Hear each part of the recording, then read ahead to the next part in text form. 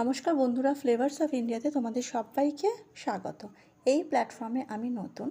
আজকে আমি একটা স্বাস্থ্যকর ও সুস্বাদু আলু কাবলি রেসিপি নিয়ে চলে এসেছি। তো চলো দেখে নেওয়া যাক রেসিপিটা। এখানে অঙ্কুর বার করা ছোলা নিয়েছি, আর গোটা যে মুগ ডাল হয় সেটা নিয়েছি অঙ্কুর বার করা।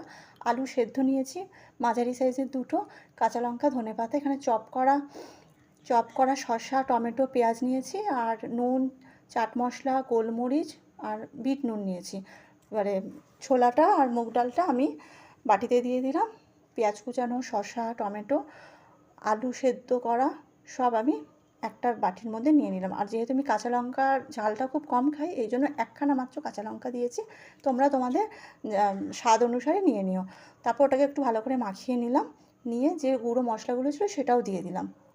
দিয়ে ভালো করে মাখিয়ে নিয়ে এর ওপর আমি একটু আধখানা লেবু নিয়েছি, ভালো করে স্কুইজ করে দিয়ে দিলাম, আর একটু ধনেপাতা ওপর থেকে ছড়িয়ে দিলাম, দিয়ে ভালো করে নেড়ে চেড়ে নিলাম। দেখতেই পাচ্ছ কতটা সুন্দর আর দেখতে আকর্ষণ লাগছে।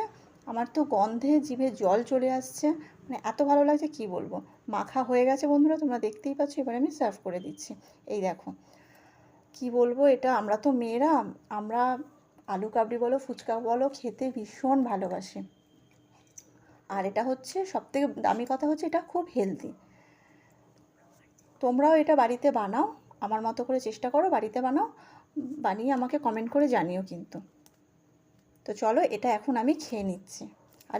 আর যে বাটিতে যেটা রয়েছে ওটা বোধহয় আমিই খাবো, না হলে আমার মেয়ে আছে, মেয়ে খেয়ে নেবে। আর তোমরা চ্যানেলটাকে সাবস্ক্রাইব করো, লাইক করো, পাশে থাকা বেল আইকনটাকেও ক্লিক করে দিও। আর বন্ধুরা জানিও কিন্তু, কমেন্ট করতে ভুলো না কিন্তু কেমন হয়েছে। তো আজকের জন্য টাটা।